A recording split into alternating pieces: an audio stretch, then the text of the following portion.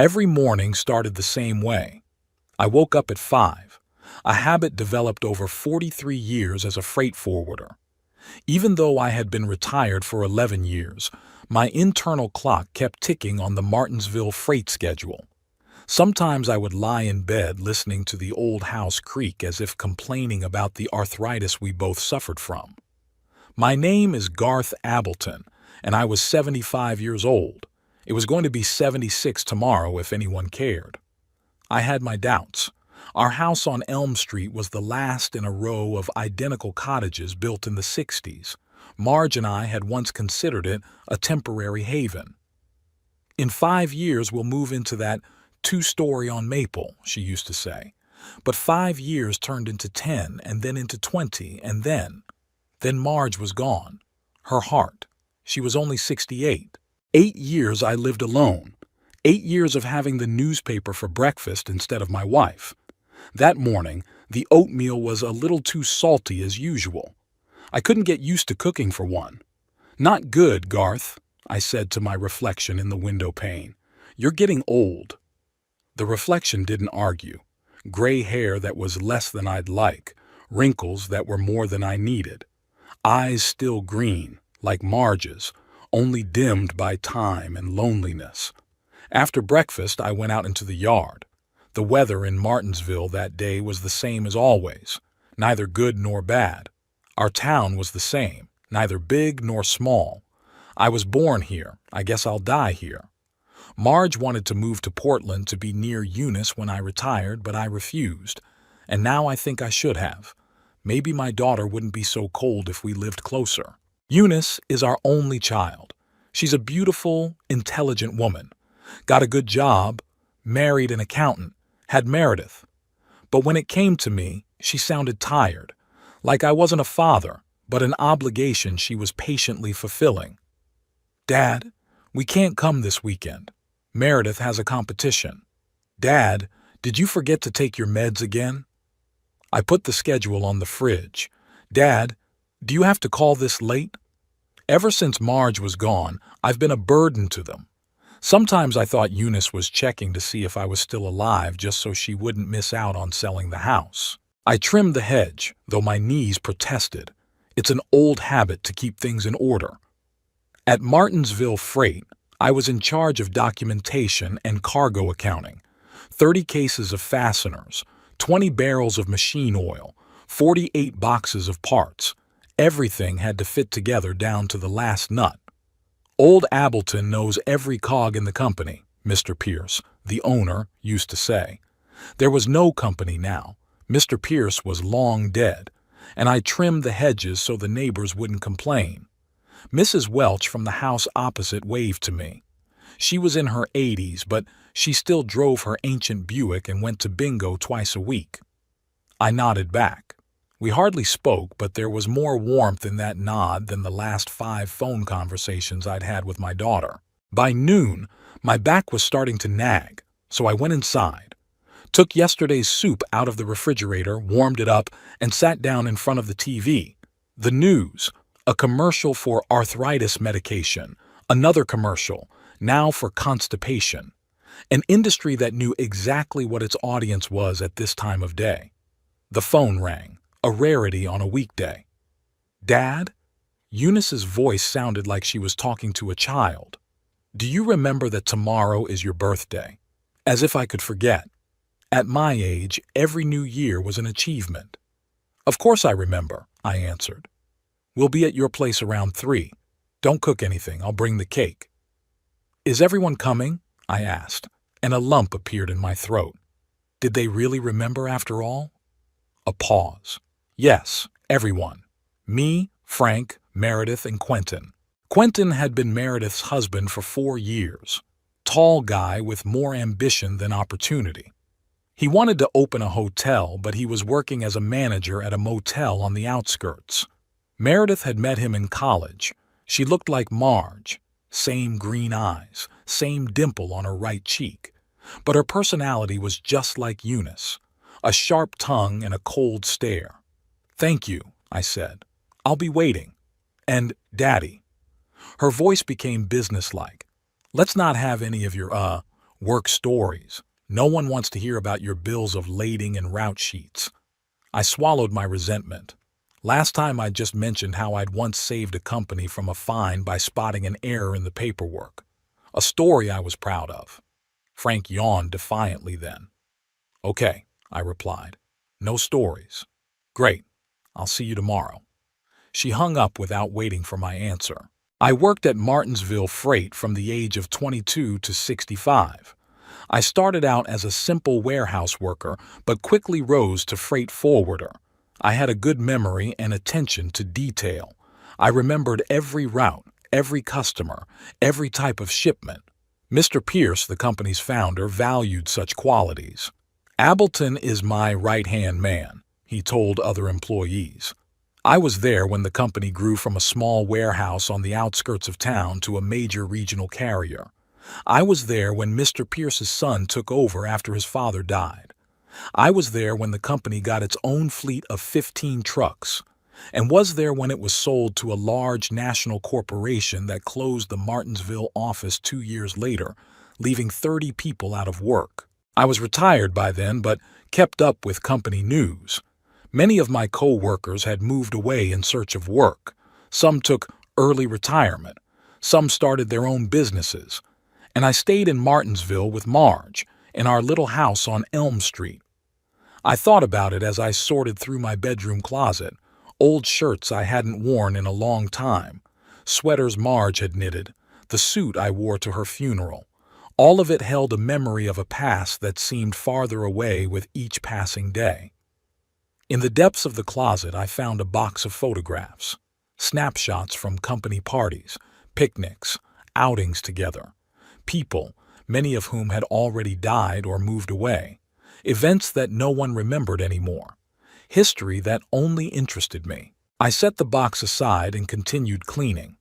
On the top shelf, behind a stack of old magazines, I found an album I'd been looking for months. Family photos from the last 30 years.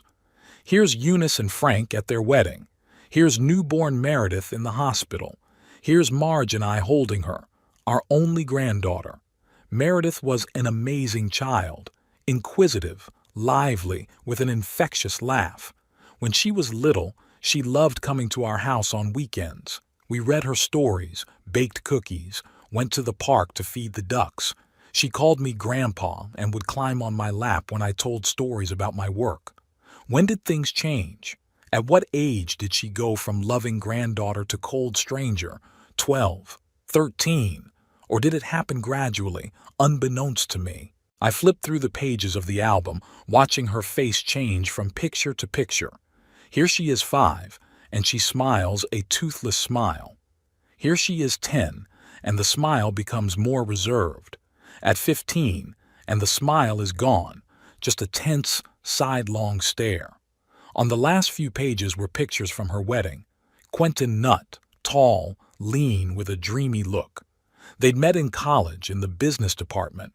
He always talked about his dream of opening a small, cozy hotel. Not like those faceless chain monsters, but a place with character, where every guest feels special, he explained. But for now, it remained just a dream. He worked as a manager at a roadside motel, saving money for a down payment on a suitable building. Meredith, who worked at an advertising agency, supported him at first.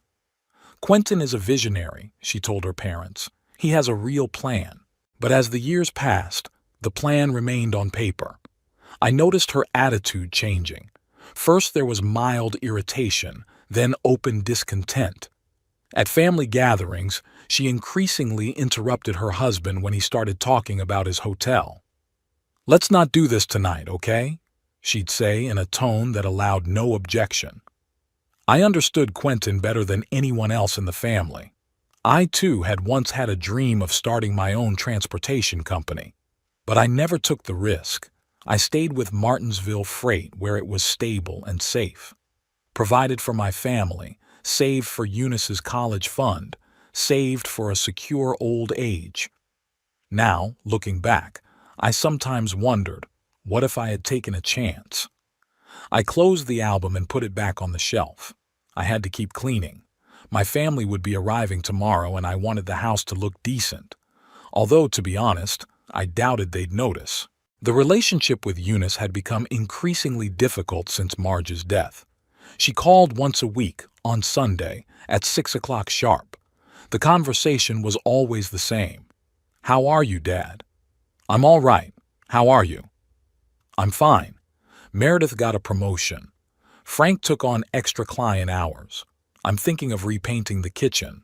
No real questions about my life, no genuine interest. An obligation, nothing more." When I tried to talk about my problems, back pain, difficulty with a new medication, conflict with a neighbor over the fence, she listened with barely concealed impatience. "Yes, Daddy, it's not easy. Look, I have to run. Meredith has a performance/competition/meeting today." I stopped sharing. Why bother busy people with my old man problems? They didn't come very often. Thanksgiving, Christmas, and my birthday. Sometimes on Marge's birthday when I asked them to come with me to the cemetery. The visits were always short, like they were doing their duty. Frank, Eunice's husband, was an accountant with his own practice. Always busy, always with a calculator in his head. He calculated everything: the cost of gifts, the fuel used to drive to my house, the time spent visiting. I heard him say to Eunice once, 2 hours there, 2 back, 3 at his place is 7 hours of life we'll never get back. I wasn't sure if he loved Eunice, or if she loved him. They lived next to each other, but not together, like 2 satellites in parallel orbits, never colliding but never too far apart either. Meredith and Quentin were different. There was still passion in them, for life, for each other, for their dreams. But I could see a growing crack between them too. He still believed in his hotel. She was increasingly doubtful. On their last visit, Christmas Day, I overheard them talking in the kitchen. I didn't mean to spy. I was just on my way to get a glass of water and stopped when I heard Quentin's name. "How much longer are you going to wait?" Meredith asked. "It's been 4 years, Quent. 4, and you're still there in that crappy motel with the leaky roof." "I've almost saved up enough money," he replied. "Another year, 2 at the most, and we can get started." "A year or 2, she repeated bitterly. "And then renovation, decoration, promotion. 3 more years. I'll be 35 by then, Quent, 35. And you know I want children. We could start now. In a studio apartment, with your salary and loans. Be realistic." I went quietly back into the living room, not wanting to hear the rest of it. I felt sorry for both of them. Meredith, who wanted stability and a family. Quentin, who clung to his dream. In a way, I saw my younger self in him, only I didn't even have his courage to keep believing no matter what. In the evening, I sat on the veranda, watching the neighbors, the Caulfield family across the street, a young couple with 2 children, Mrs. Welch, who was walking her old poodle, teenagers on bicycles coming back from the baseball field. Life went on around me, and I was just an observer. Tomorrow I will turn 76. Not a round date, but at my age, every birthday could be my last. Will they remember me when I'm gone?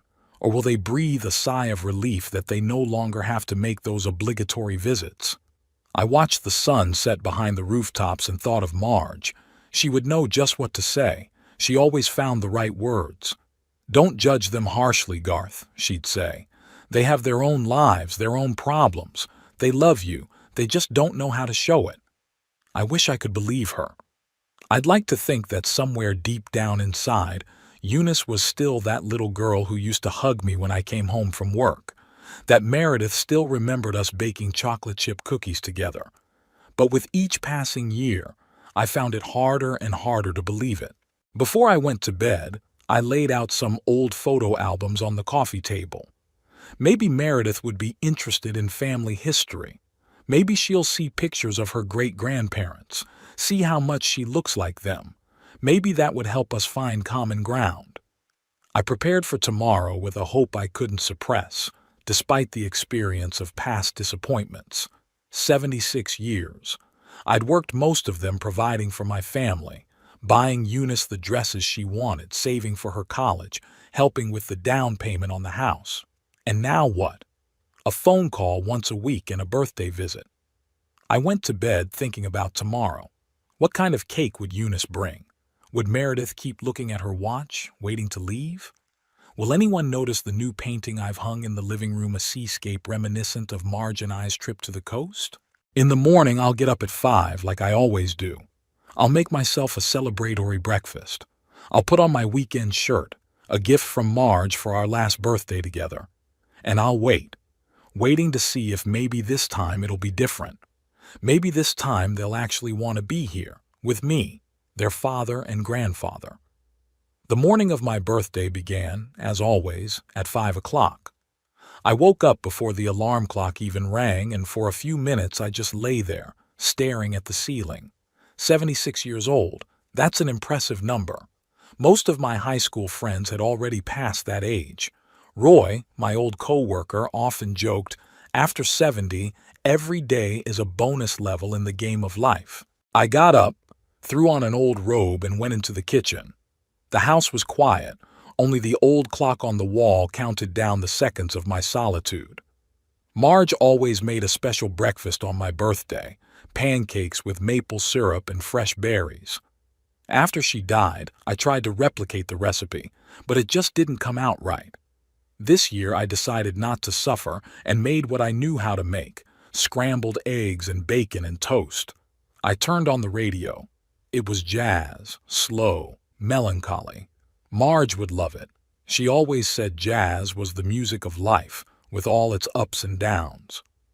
"Happy birthday, Garth," I said to my reflection in the window. It looked back at me with the same tired expression it did every morning. After breakfast, I showered and changed into my going-out shirt, a pale blue one with mother-of-pearl buttons, a gift from Marge for our last birthday together. She died 3 months after that. I combed my hair, though there wasn't much to comb. At 9 o'clock, I checked the mailbox, a few bills and advertising brochures. No postcards. At 10, Roy called, the only one who still remembered my birthday without reminding me. 76, old boy, he boomed into the phone. How does it feel? Like I'm still 60, only my body doesn't agree, I replied. We talked about his grandchildren, about fishing, about how the city had changed. Not a word about my family. He knew it was a sore subject. Are they coming today? He finally asked cautiously. Yeah, they said they'd be here around 3. Well, good. Give them my regards, he said without much conviction. Roy knew how things were. After talking to him, I made the final preparations. I dusted off the photos on the mantelpiece, arranged the photo albums on the coffee table, and bought a pack of Meredith's favorite chocolate chip cookies. He remembered how she devoured them when she was little. Maybe she still remembered. At 2 o'clock, I started looking out the window even though I knew they said around 3. By 3, I was getting nervous.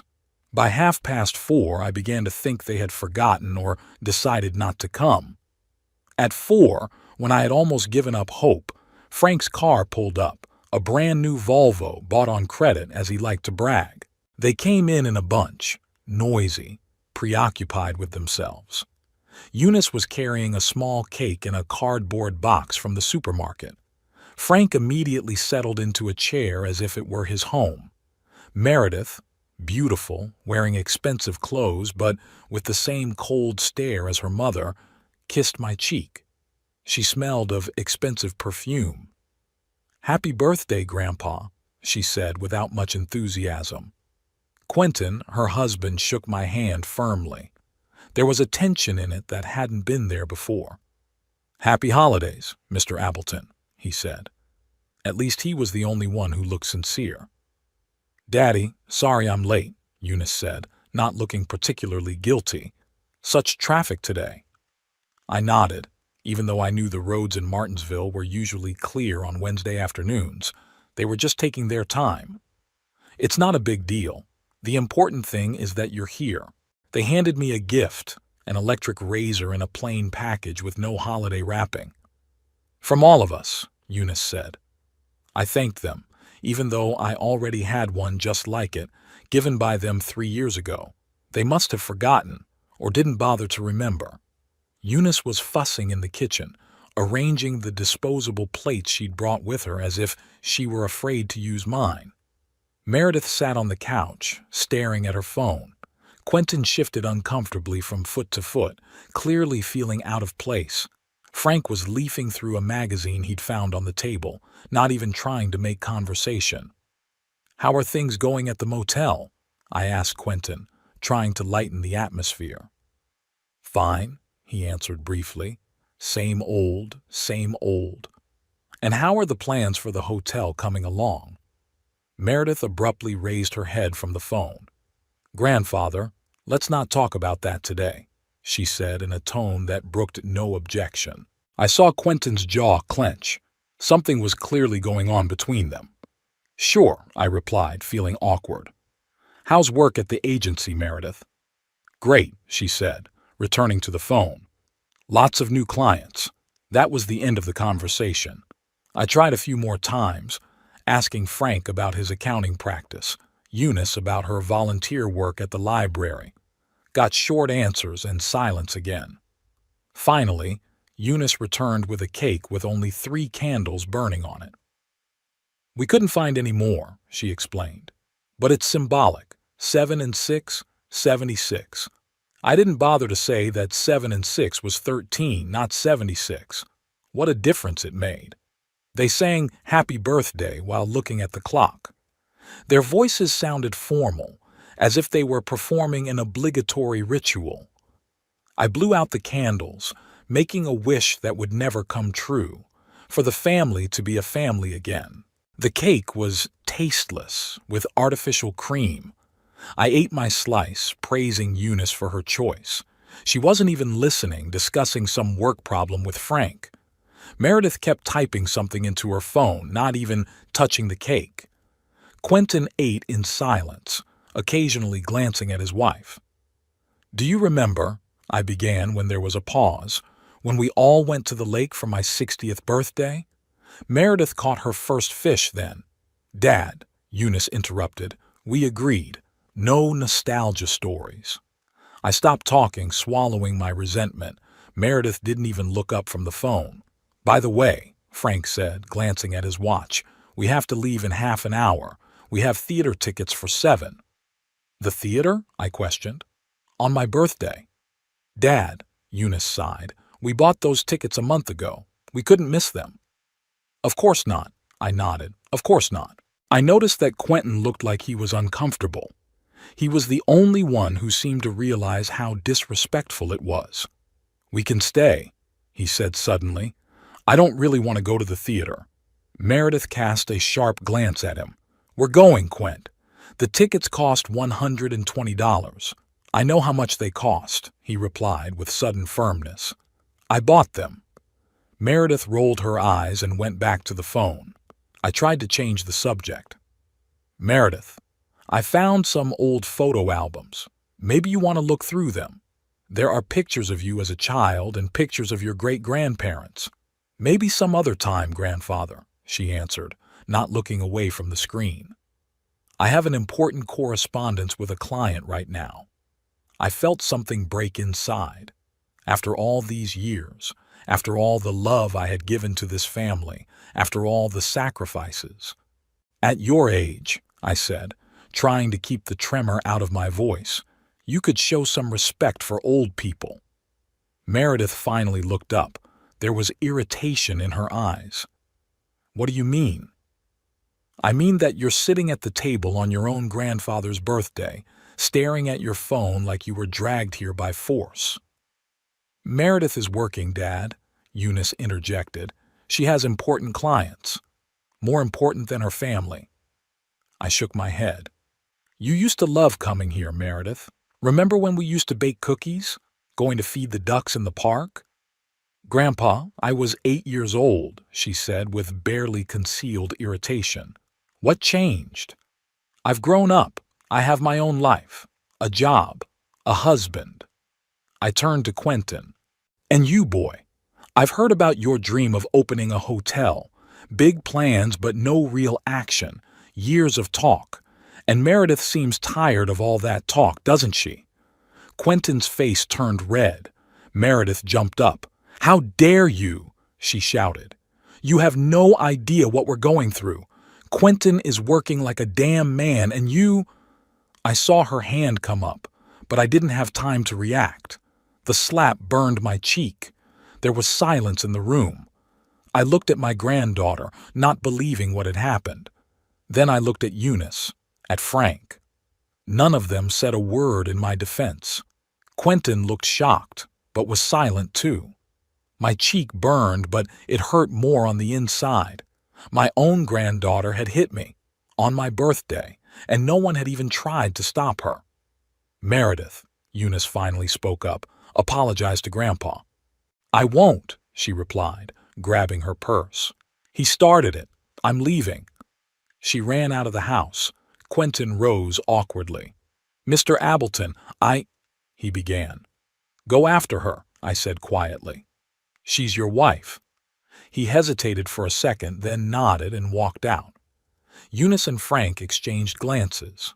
"Dad," Eunice said, "you know what a temper Meredith has. You shouldn't have provoked her." "Provoke her?" I interjected. "I was just telling the truth." "It wasn't the truth. It was your opinion," Frank said. "And anyway, we should get going or we'll be late." They left, forgetting to take the rest of the cake. They didn't hug me goodbye, didn't wish me happy birthday again. They just left as if I was a stranger whose visit was over. After they left, I sat motionless for a long time. My cheek still burned from the blow. 76 years old. I'd worked half my life to provide for my daughter, spent a lot of money on my granddaughter. And here was the thanks, a slap in the face on my own birthday. I got up and went into the kitchen. The uneaten cake was on the table, a symbol of the failed party. Next to it was an electric razor, a replica of the one I already had. I opened the trash can and threw both items away. Back in the living room, I noticed a photo album on the floor that Meredith hadn't even wanted to open. It had fallen off the table during the argument. I picked it up and flipped through it. Here's Meredith at 3 on my lap, laughing, showing me the picture book. Here at 7, holding a fishing rod with a small fish dangling from it, her first catch. Here at 12, already looking past the camera, as if she's not interested in being in the family photo. When did she stop being that loving girl? When did we lose touch? I closed the album and put it back on the shelf. What was the point of keeping memories of a time that would never come back? It was starting to rain outside the window. The drops were hitting the roof, creating a sad melody that matched my mood. I sat back in my chair and closed my eyes. A birthday. How ironic. The sharp ringing of the doorbell snapped me out of my reverie. Someone must have come back. Maybe Eunice had decided to apologize or Quentin had forgotten something. But on the doorstep stood the mailman with an envelope. "Sorry for the late visit, Mr. Appleton," he said. "It's a registered letter requiring a personal signature. It came this morning, but I didn't find you at home. I remembered that I had actually gone to the store to get some cookies for Meredith, cookies that were left untouched." "Thanks, Tim," I said, signing the register. Tim had been our mailman for about 15 years. His father had delivered our mail before him. "Happy birthday, by the way," he added with a smile. "Mrs. Welch mentioned that today is your day." "Thank you," I replied, surprised that he remembered. "You're very considerate." "Have a good evening, Mr. Appleton." I returned to the living room with the envelope. It was thick, official-looking, with a lottery company logo in the corner. I opened it without much interest, probably just another advertisement. But inside was an official letter. I started reading and felt the blood rush from my face. "Dear Mr. Appleton, we are pleased to inform you that your ticket has won the grand prize of—" The amount with 6 zeros stared back at me from the paper. I had bought this ticket 3 weeks ago, for change at the supermarket, and had completely forgotten about it. The envelope contained instructions on how to claim the winnings. I had to go to the lottery's main office with the ticket and the documents.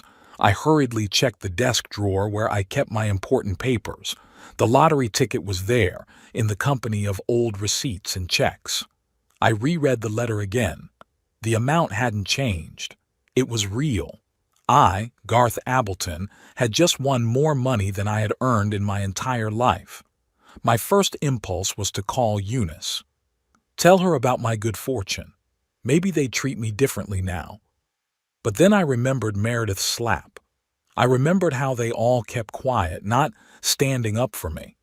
I remembered how quickly they left so they wouldn't be late for their play. And I decided not to call.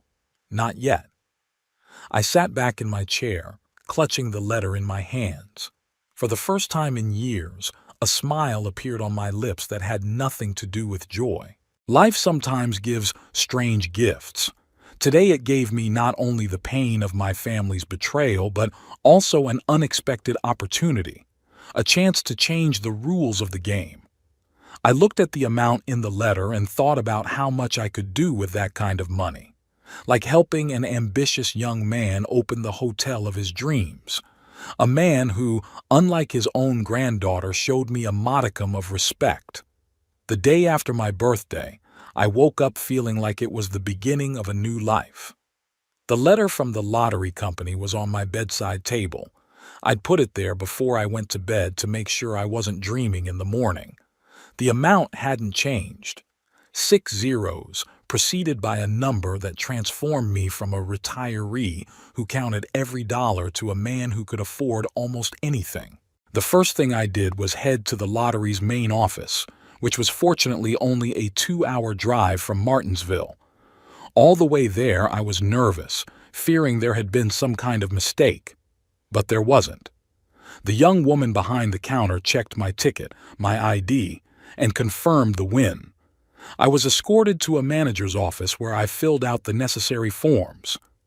"Do you want to make your winnings public?" the manager asked. "We usually do a press release, a picture with a giant check. It's good publicity for the lottery." I thought about Eunice, about Meredith, about how quickly they'd find out about my winnings if my face appeared on the news, how quickly they would remember that they loved their father and grandfather. "No," I answered firmly. "I prefer to remain anonymous." The manager nodded. He had seen people like me before, cautious older men afraid of sudden attention. He didn't know the real reason. "How will it be convenient for you to receive the money? We can issue a check or transfer it to a bank account." "An account, please. I'd like the advice of a financial advisor. I'm not used to handling this kind of money." He smiled understandingly. "Of course, Mr. Appleton. We have several trusted advisors who work with our winners. I'll give you their contacts." 2 hours later, I walked out of the lottery office with a folder of documents and a feeling of unreality of what was happening.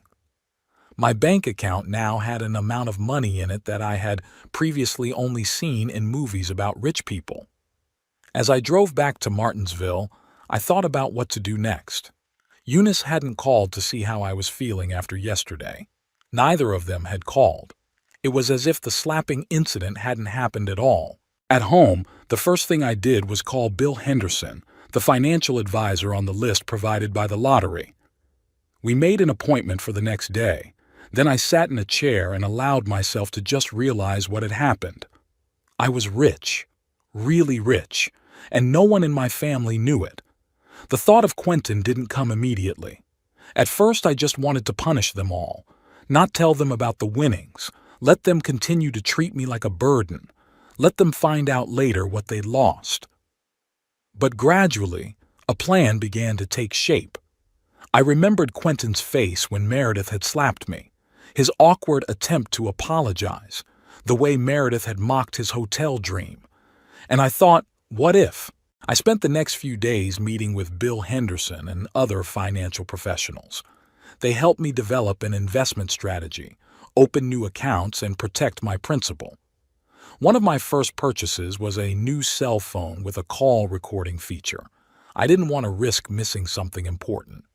Eunice didn't call until a week after my birthday. Her voice sounded as usual, slightly annoyed, as if talking to me was just another task on her to-do list. "Daddy, how are you?" she asked without much interest. "I'm fine," I answered with restraint. "Look, about what happened.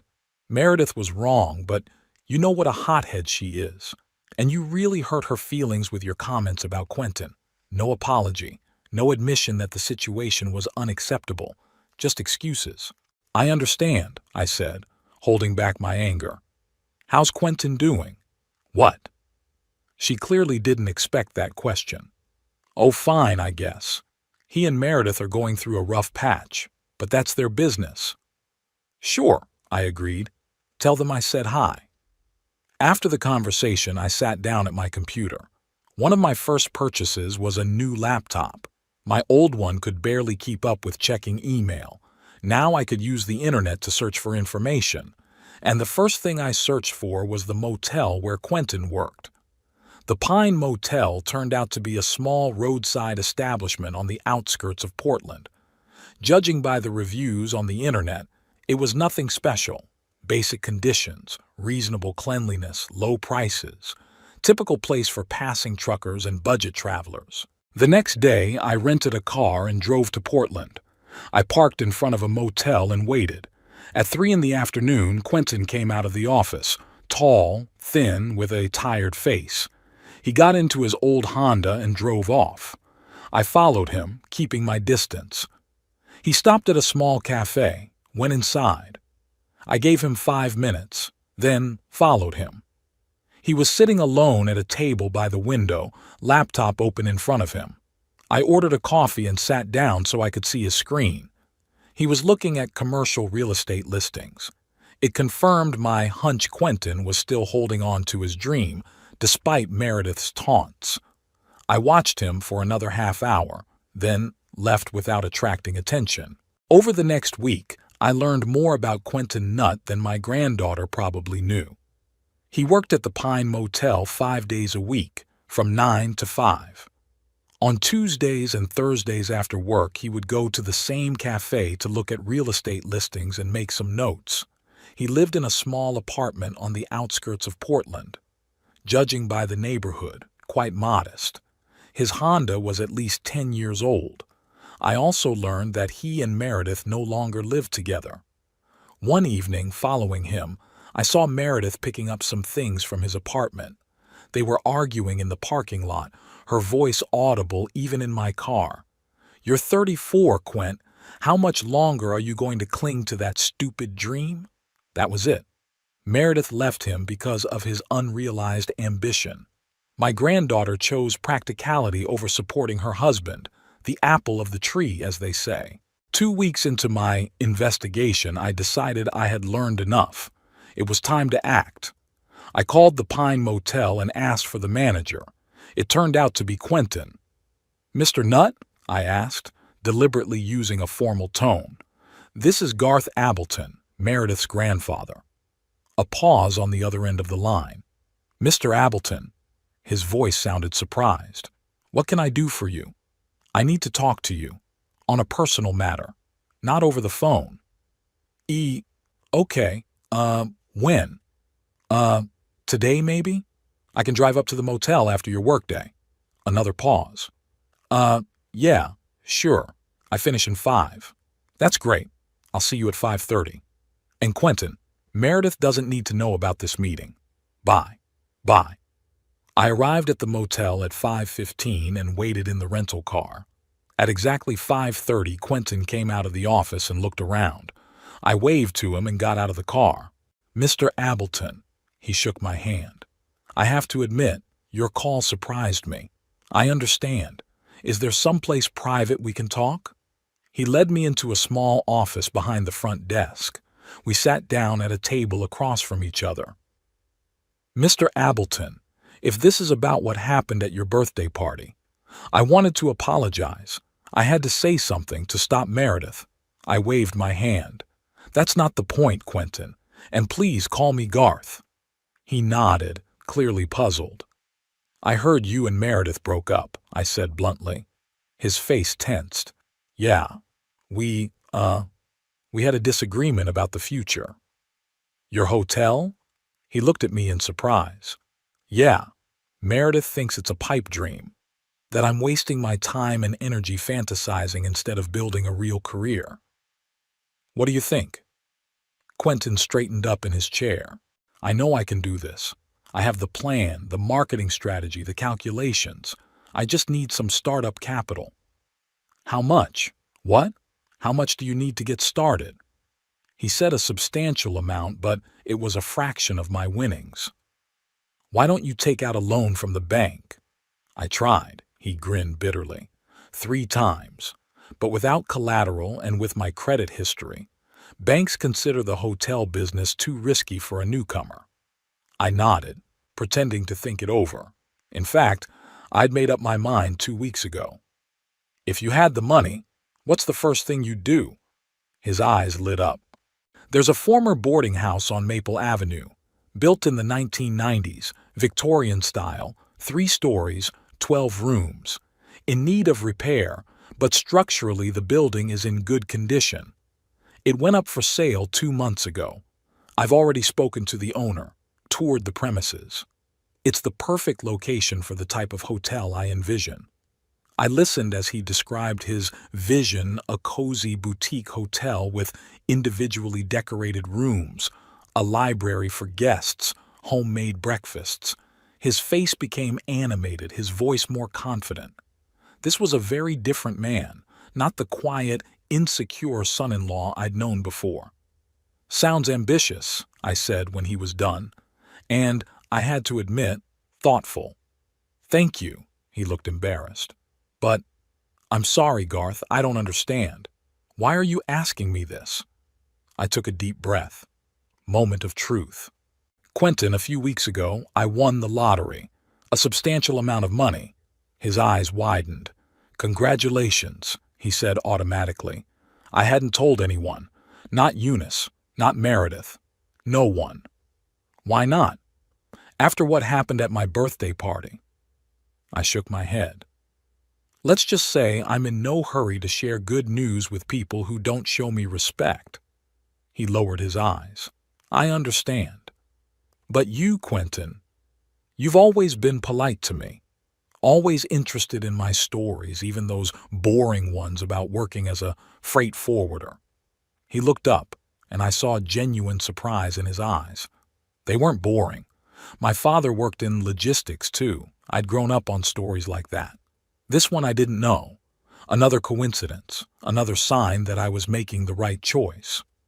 Quentin, I want to invest in your hotel.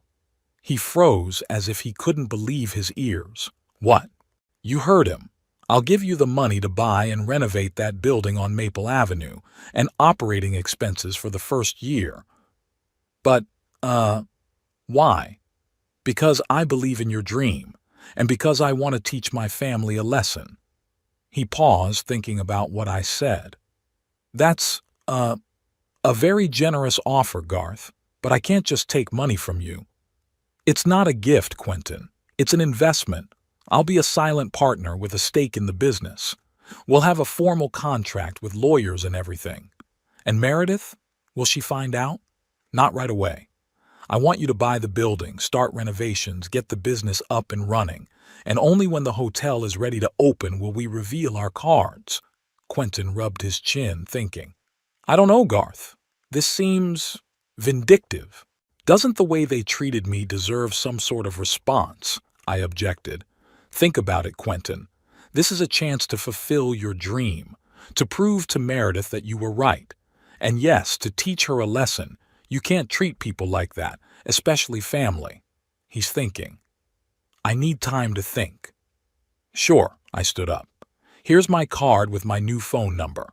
Call me when you make a decision. As I walked out of the motel, I felt strangely calm. I'd made the first move. Now I had to wait. Quentin called 2 days later.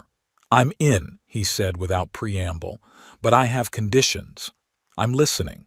First, it must be a real investment, not a gift. You will receive a share in the business in proportion to the investment. That makes sense. Second, We'll enter into a formal contract with lawyers as you suggested. Agreed. And thirdly, he paused.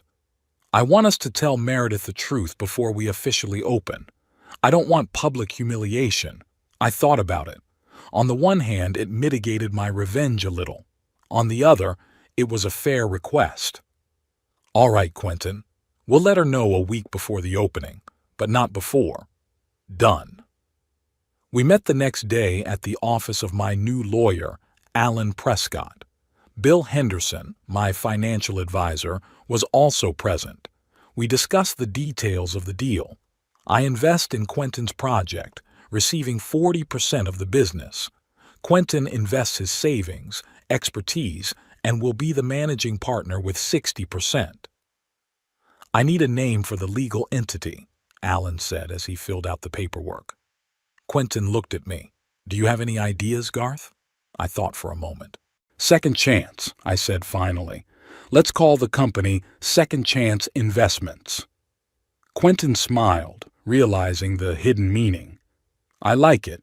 We signed the paperwork and I wrote the first check. The process began.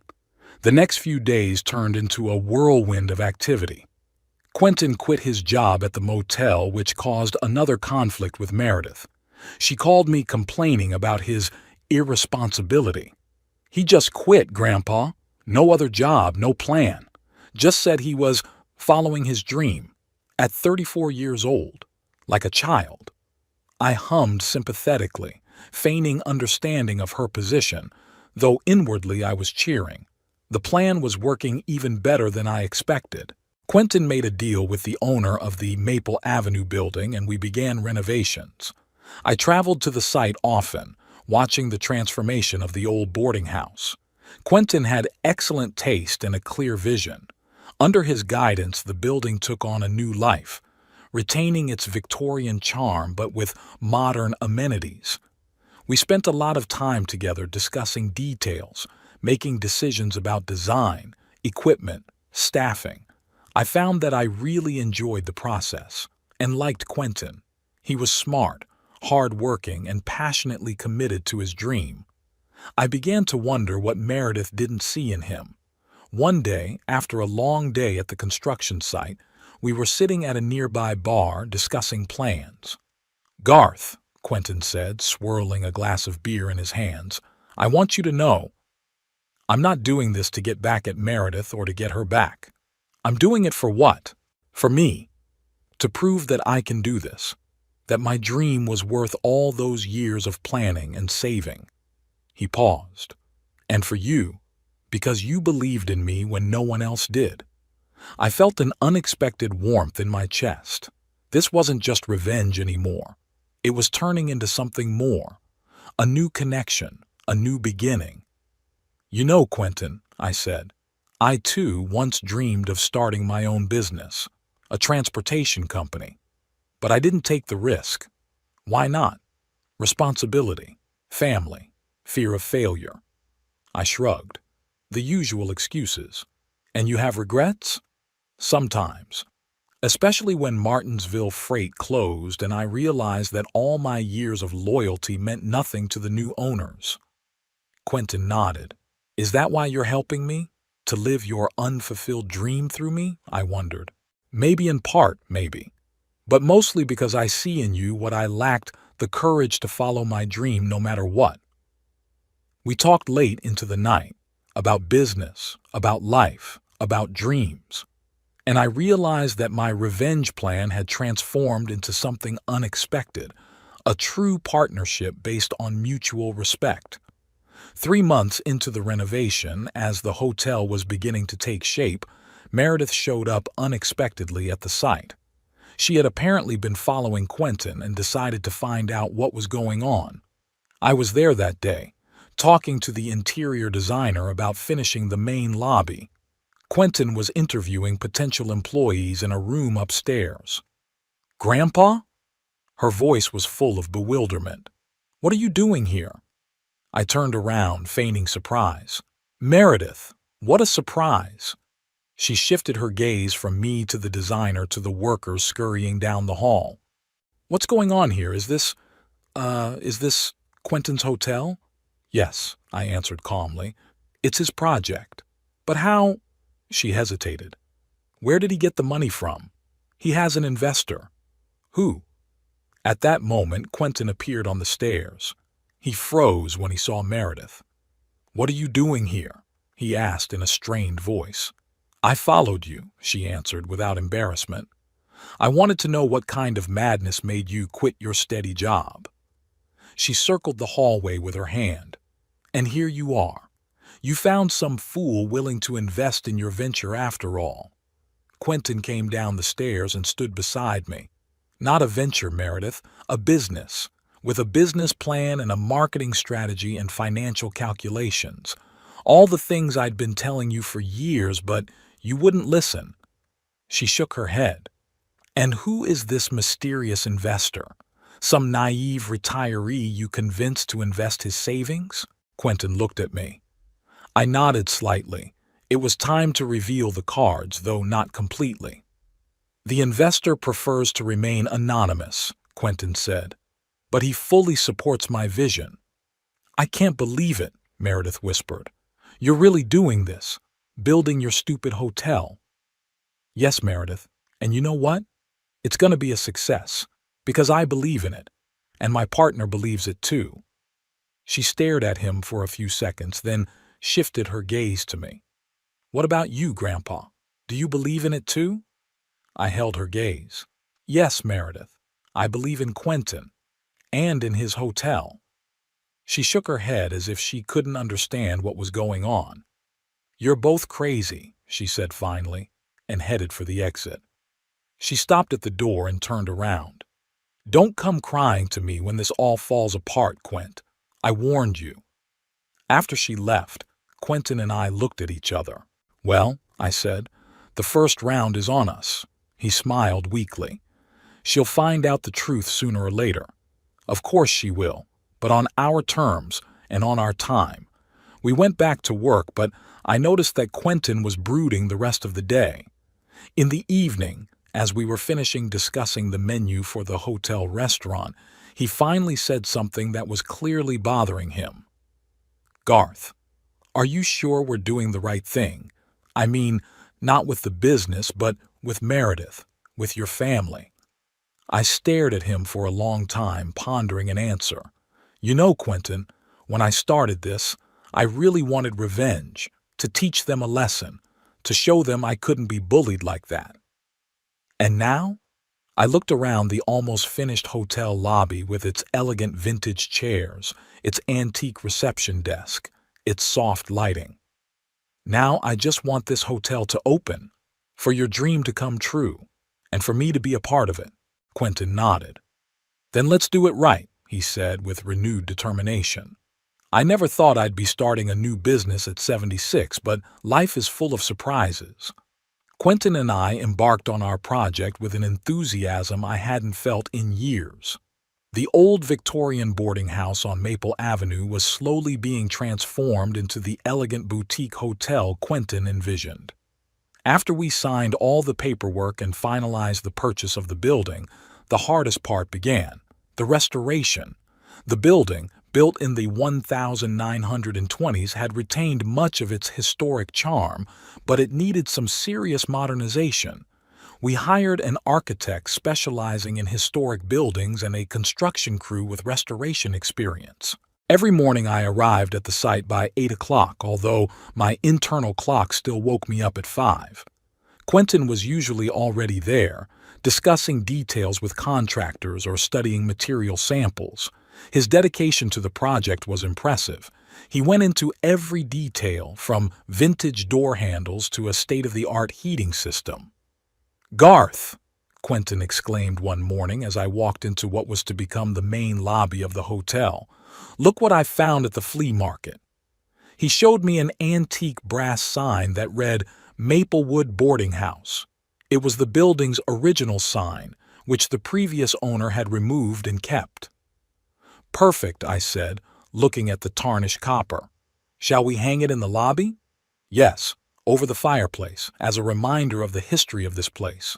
We worked side by side, and I was surprised to find that my experience as a freight forwarder was very useful.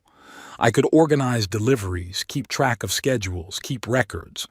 Quentin joked that I was his logistical genius. "Without you, we would have missed 3 deadlines already," he once said when I intercepted a shipment of the wrong fixtures and replaced them before installation. Our relationship gradually grew from business to friendship. We often stayed up late in the small office we'd set up in one of the hotel rooms, discussing business as well as life. I told him about Marge, about my years at Martinsville Freight, about my unfulfilled dream of starting my own business. "Why didn't you go for it?" he asked me one evening as we sat in the unfinished hotel bar, sipping whiskey from paper cups. "Fear, I guess," I answered, gazing into the amber liquid. I was the sole breadwinner. Eunice had just been born. Marge had left her job to take care of the baby. It seemed too risky. "I understand," Quentin nodded. "You had a responsibility." "Yes, but it wasn't just that. I think I missed your determination, your belief in your dream." He smiled embarrassedly.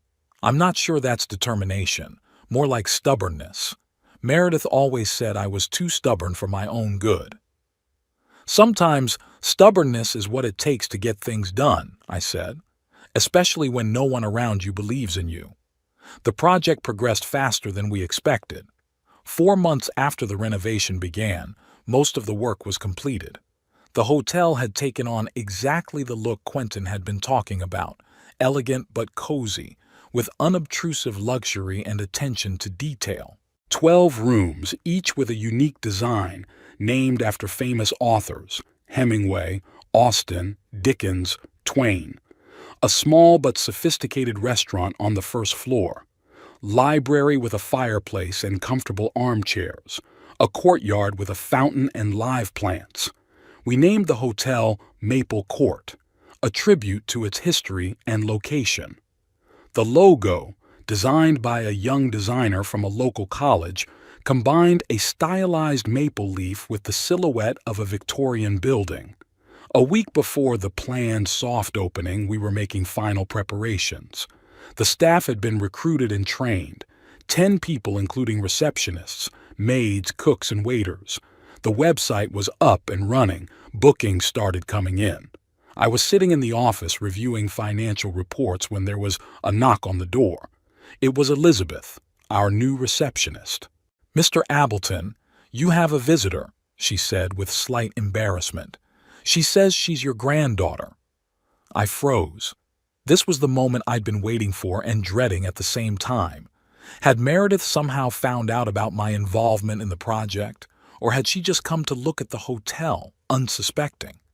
"Show her in, please," I said, quickly organizing the papers on the desk. A minute later, Meredith appeared in the doorway.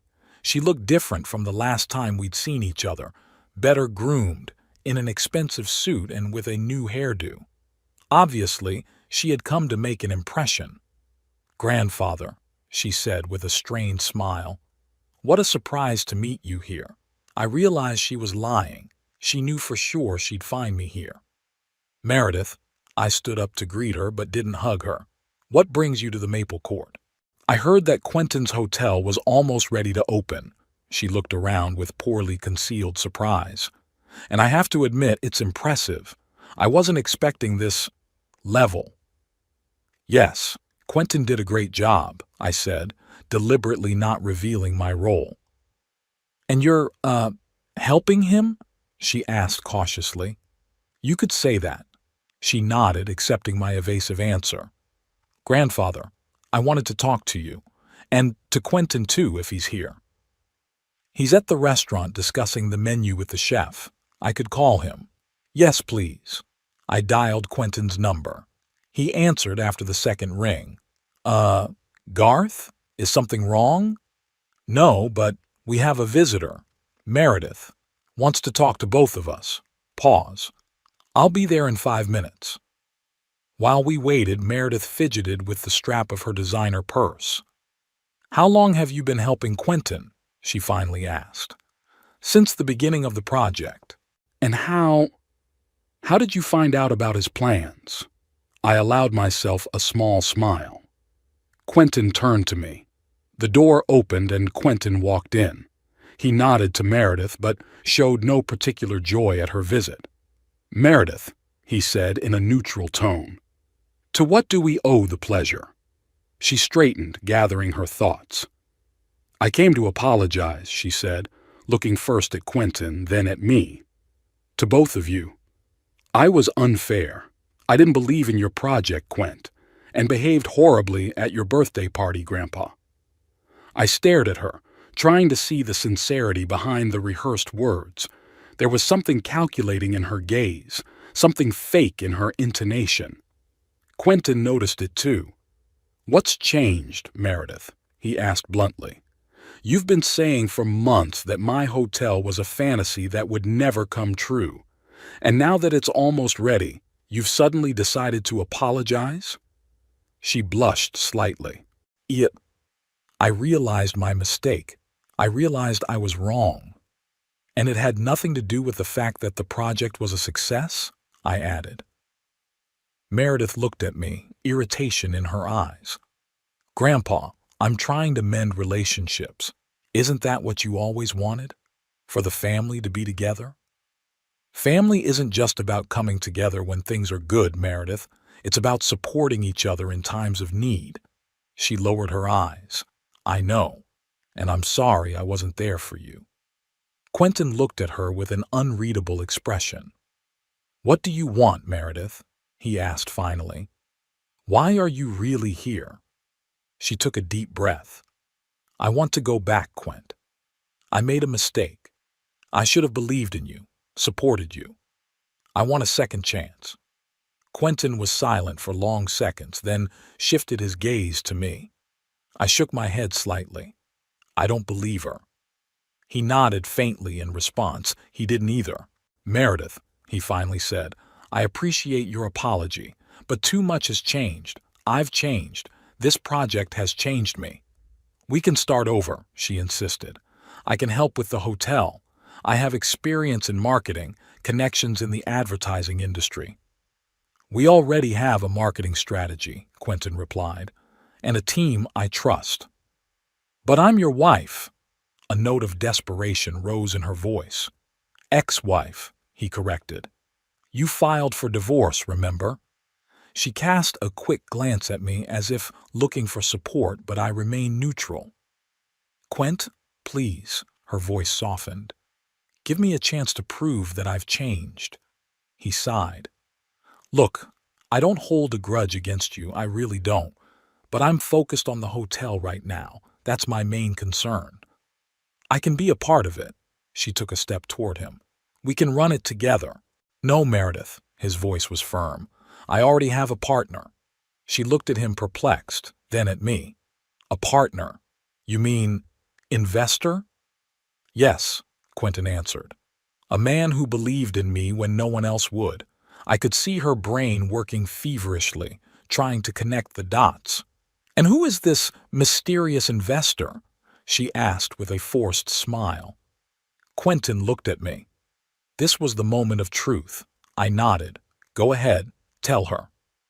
"Garth," Quentin said simply. "Your grandfather." Meredith froze, her eyes widening. "What?"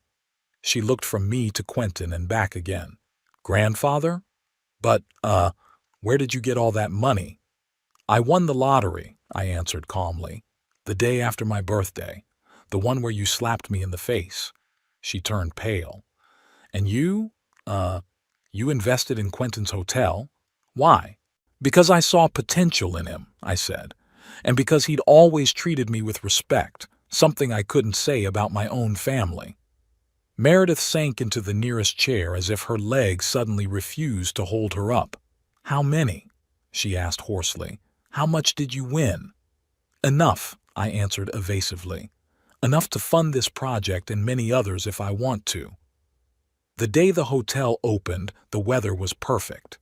We invited about 50 guests, local businessmen, representatives of the tourist industry, journalists. Quentin gave a short speech thanking everyone who helped realize his dream, including me. The hotel made a sensation. In the corner of the lobby, I noticed Meredith. She had come uninvited. She watched the event with an unreadable expression on her face. After the event, she approached me. "Congratulations, Grandpa," she said quietly. "The hotel is beautiful." "Quentin's credit," I replied. "He had a vision. I just helped realize it." She nodded. "I talked to my mom, told her about your win." In the weeks that followed, the Maple Court quickly gained a reputation as one of the best boutique hotels in the region. The reviews were rave reviews, and reservations were coming in non-stop. Meredith called several times, trying to build a relationship with both Quentin and me. She even offered her help with marketing the hotel. I watched as my granddaughter, who had recently mocked Quentin's dream and abandoned him when times were tough, was now desperate to get back. How she called him, came to the hotel ostensibly for coffee, sent him messages with business ideas, and I saw how Quentin, polite but firm, kept his distance. He was polite but adamant. Their relationship was over and he had moved on. There was something pathetic yet calculating in her demeanor. She didn't love him. She loved what he had become, his success, the status that a thriving business brought. She wanted to be part of that success, to be back on the winning horse, not left behind. And I realized that my revenge had come to fruition, though not in the way I had originally planned. I hadn't just helped Quentin realize his dream, I'd shown Meredith the true cost of her choice. She chose to turn her back on a man with potential because of her impatience and materialism, and now she was paying for that choice. The day of Maple Court's official opening was clear and warm despite the approaching fall. I woke up early as usual, but this time with a sense of anticipation rather than the usual morning heaviness. Today was a special day, the culmination of months of work and planning, the day my and Quentin's project would be officially unveiled to the world. I had prepared for this day meticulously. I bought a new suit, dark blue, with a vest and tie to match. Marge always said blue accentuated the color of my eyes. For the first time in a long time, I visited a barber who neatly cut my thinning gray hair. I even allowed myself a manicure, a little extravagance I had previously considered a waste of money. Quentin picked me up at 10 in the morning. He looked different from the man I'd first met at my birthday party a few months ago. Confident, with a straight posture and clear eyes. The suit fit him perfectly, emphasizing his tall figure. "Garth, you look great," he said with genuine admiration. "So do you," I said, looking him over from head to toe. "A real hotelier." He smiled, and there was so much pride and joy in that smile that I felt my heart fill with warmth. We had done it. We had really done it. On the way to the hotel, we discussed the final details. The guest list included about 100 people, local businessmen, representatives of the tourism industry, journalists, potential partners. All the preparations had been completed yesterday. The hall decorated, the buffet organized, the champagne chilled. "Did you invite your family?" Quentin asked cautiously as we pulled up to the hotel. I nodded.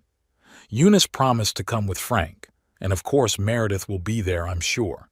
She wouldn't miss an event like this. "Are you sure you want to do this tonight?" I could hear the concern in his voice. "To expose the truth about your involvement?" "Absolutely," I answered firmly. It was time.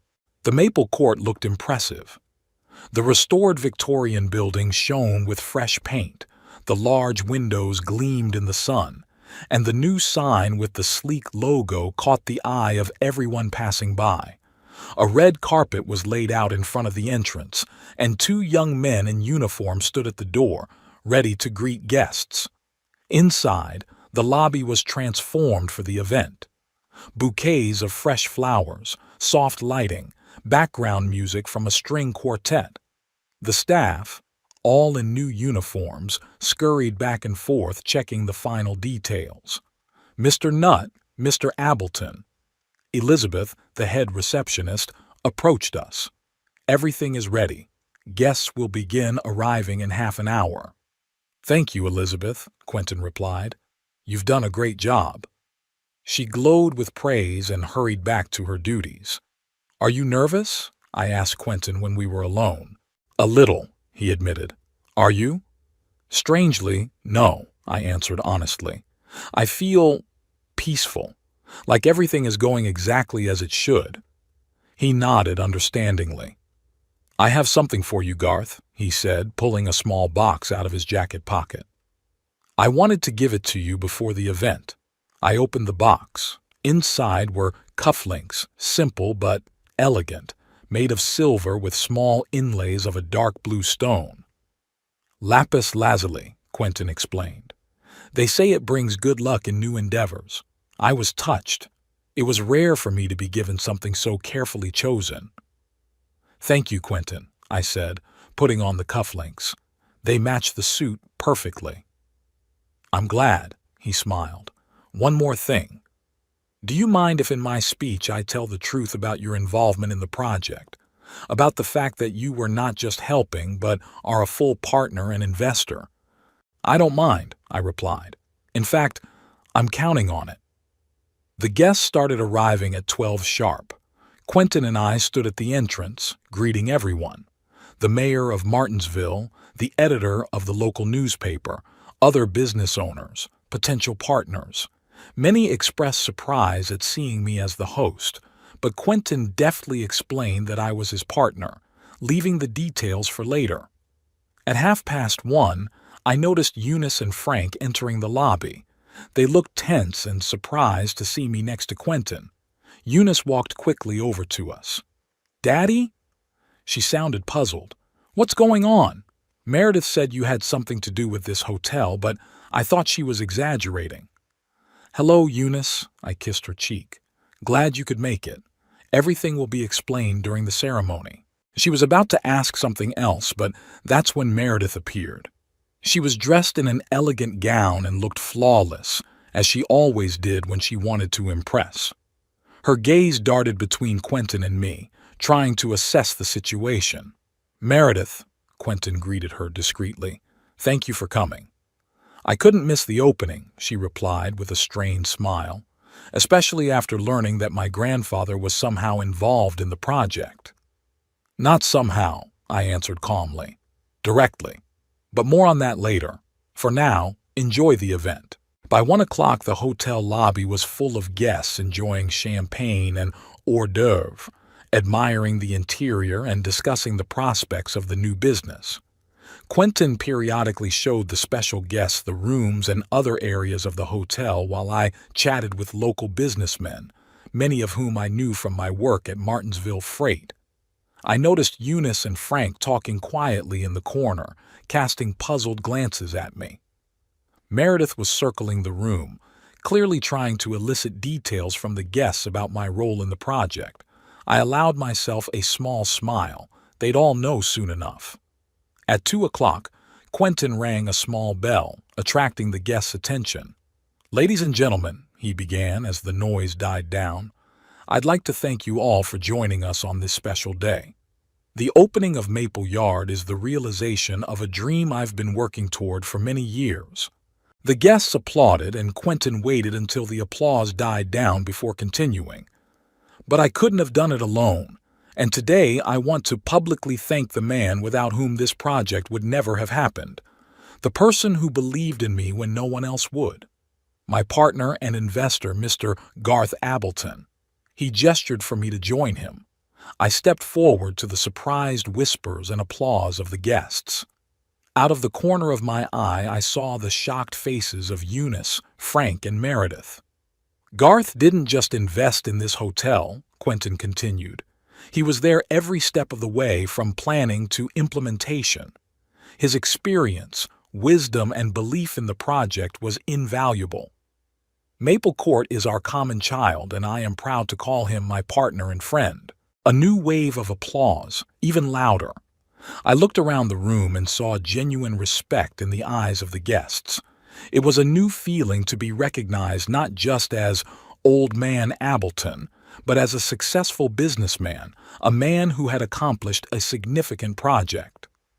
"Garth, would you like to say a few words?" Quentin offered, handing me the microphone. I took a deep breath. I had rehearsed this moment mentally many times. "Thank you, Quentin," I began, "and thank you all for sharing this day with us. Maple Yard is not just a business to us.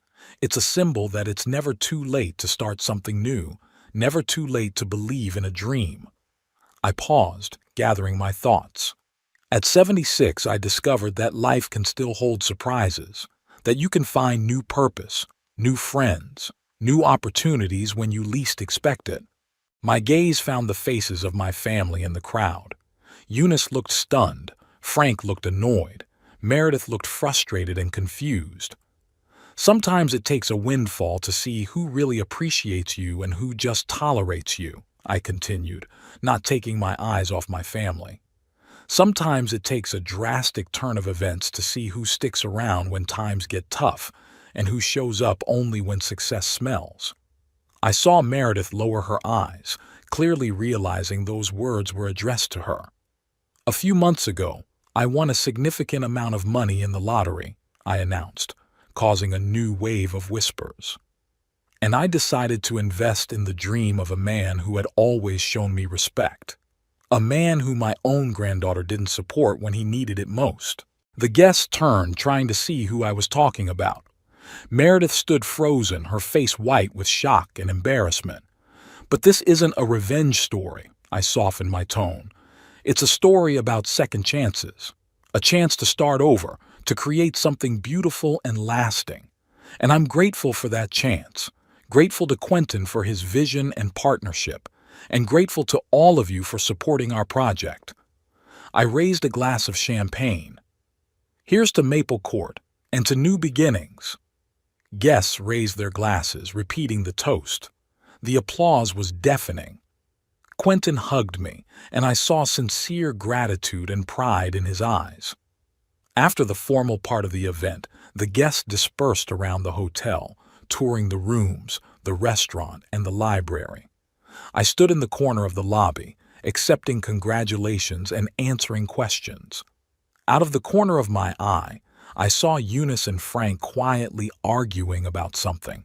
Meredith disappeared right after my speech. After a while, Eunice came up to me, leaving Frank at the bar. "Daddy," she said quietly, "can we talk? In private?" I nodded and led her into a small office off the main hall. As the door closed, Eunice turned to me with an expression of hurt and bewilderment on her face. "Why didn't you tell us?" she asked. "About the winnings, about the hotel, about all this? Why didn't you call me the day after my birthday to see how I was doing?" I answered question for question. "Why did it take a week to ask if I took offense at your daughter hitting me and you all just watched?" She lowered her eyes. "We were wrong," she admitted quietly. "Meredith behaved horribly, and we should have intervened, but that's no reason to keep such important news from us." "No reason?" I shook my head. "Eunice, you've all treated me like a burden for years, coming here out of a sense of duty, counting the minutes until you left. Don't you think I've seen the way Frank keeps looking at his watch? The way Meredith rolls her eyes when I start telling a story?" "It's not like that," she said, but without conviction. "It is," I said firmly. "And you know what? I don't blame you. You have your own lives, your own worries. I was a lonely old man who was becoming increasingly dependent, not the most pleasant prospect for a busy family." Eunice began to cry. Quiet tears flowed down her cheeks, and for a moment I saw in her the little girl I had once cradled in my arms.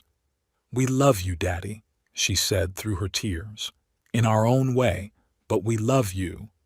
"I know," I said softer. "But love isn't just words, Eunice. It's actions. It's being there for you when things are hard. It's respect." "What can we do?" she asked, wiping away her tears. "How do we make things right?" I sighed. "I don't know if it can be fixed, but we can start with a clean slate. No expectations, no commitments. Just, See each other when both parties want to, not because we have to. She nodded, trying to smile through her tears. I'd like that. We walked back to the lobby where the event continued. Frank was waiting nervously at the bar, clearly unhappy that his wife was crying. But before he could say anything, Quentin approached us. Garth, sorry to intrude, but the mayor would like to discuss the possibility of holding a city reception at our hotel. Of course, I turned to Eunice. We'll talk later, okay? She nodded, and I left with Quentin, feeling oddly relieved. The first step had been taken, not toward reconciliation. I wasn't sure that was possible, but toward a more honest relationship. Meredith found me later when most of the guests had dispersed and the rest had scattered around the hotel. She looked different, vulnerable, without her usual mask of confidence. "Grandpa," she said quietly, coming toward me, "can I talk to you?" We stepped out onto a small terrace overlooking the hotel's manicured courtyard. "I was a terrible granddaughter," she said bluntly, not trying to soften the truth. "And a terrible wife to Quentin. I didn't believe in him. I didn't respect you. I thought only of myself." I remained silent, letting her speak. When Quentin started talking about his hotel, I supported him at first. But then I got tired of waiting, tired of living with a dream instead of reality. I wanted stability, comfort, status, everything he couldn't give me. "And now?" I asked. "Now that he can give you all that?" She grinned bitterly. "It's too late now, isn't it? He doesn't want me back. And he's right too." I stared at her, trying to see the sincerity behind the words. She seemed real this time, no calculation, no falseness. "You know, Meredith," I said at last, "sometimes the most important lesson we can learn from mistakes is to just not repeat them. Not with the same person, but not with others either." She nodded, tears glistening in her eyes. "I'll remember that, grandfather. I want you to know that I'm truly sorry. About the birthday party, about the slap, about everything. I behaved terribly, and I have no excuse." "I accept your apology," I said sincerely, "and I hope you learn a lesson from this situation, not for me or for Quentin, but for yourself." She hugged me, and I felt some of the heaviness I'd been carrying in my heart begin to melt away. Not all of it. Some wounds were too deep to heal completely, but enough to make it easier to breathe. Meredith left shortly after our conversation, and I was alone on the terrace, watching the last guests leave the hotel. It had been a long, emotionally intense day, but I felt strangely peaceful. Quentin joined me, holding 2 glasses of whiskey. "Rough day?" he asked, holding one out to me. "Full," I replied, accepting the glass. "But necessary." We watched the sunset in silence, savoring the moment of silence after a blustery day. "You know, Garth," Quentin said at last, "when you offered me this deal, I thought it was just about money and revenge. But now I see that it was about much more than that." "What was it about?" I asked, though I already knew the answer. "About a second chance," he replied. "For me to realize my dream. For you to start a new chapter of your life. And even for your family, perhaps to realize what they've lost." I nodded, pondering his words. "Revenge is a dish served cold, as they say," I said. "But I have found that even the sweetest revenge is not as satisfying as creating something new and beautiful. So you have no regrets? About investing in me instead of just punishing your family?" "Not for a second," I answered sincerely. "It was the best decision I'd made in years." We raised our glasses in a silent toast, and I felt a warm sense of satisfaction spill inside. Not the gloating satisfaction that my family had gotten what they deserved, but the deep, quiet satisfaction that I had finally found my place and my purpose. Over the next few months, Maple Court flourished. Reviews were rave reviews, rooms were booked weeks in advance, and the restaurant became a popular spot for locals. Quentin and I spent most of our time at the hotel, constantly implementing new ideas and improvements. I moved into a small but elegant apartment above the hotel, specially equipped for me. It was practical, being close to work, and symbolic, a new home for a new life. Eunice called regularly, and our conversations became more genuine. Sometimes she'd come over for lunch without Frank, and we'd talk for hours, not like father and daughter burdened by past hurts, but like two adults trying to build a new relationship. Meredith had changed, too. She found a new job in another city, started seeing a therapist, and tried to figure out her life priorities. Our relationship remained complicated, but there was a new respect, on her part for me, and on mine for her attempts to change. Quentin became more than a partner to me. He became a friend, almost the son I never had. We spent not only work time together, but also weekends. We went fishing, played chess, discussed books and movies. I also made new friends among the local businessmen I met through the hotel. At 76, my social life was more active than at any time in decades. Sometimes, sitting in the hotel library in the evening watching the guests and staff, I thought about Marge. What would she say if she saw me now? I think she'd be proud, not of the money or the success, but of the fact that I had finally found the courage to start something new, to take a risk, to believe in myself and in others. The revenge I'd planned turned into something far more valuable, a chance at a new life, at a real relationship, at purpose and meaning.